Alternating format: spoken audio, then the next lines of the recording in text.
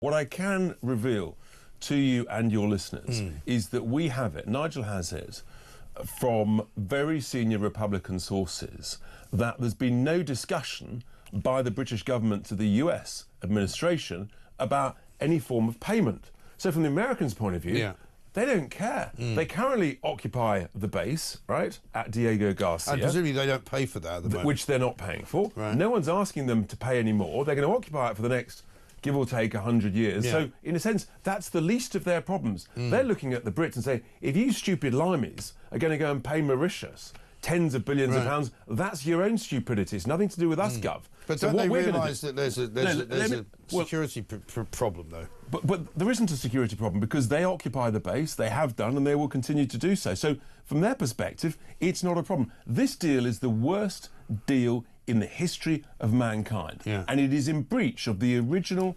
1965 agreement between the UK and Mauritius, when Mauritius got independence. And you know what? We paid them £3 million in old money back then to relinquish any claims they may or may not have. That's 75 million quid in today's money. So it's Mauritius who's in breach of the original agreement. What Reform UK are going to do, when we win the next general election, Mike, we're going to rip up any deal done by this Labour government as invalid and gross negligence. And we will stop all the payments, and we will make it very clear to Mauritius that they're the ones in breach of the original agreement, and if necessary... You might have to go to war over something like that. Look, forget that. Right. We're just going to make it clear it's invalid. We're not going to make the payments, and if that requires serious discussions about visas, about restrictions on direct flights, then so be it. We are not going to be ripped off by a bunch of Mauritians who are in breach of the original agreement. And we have the support, no question,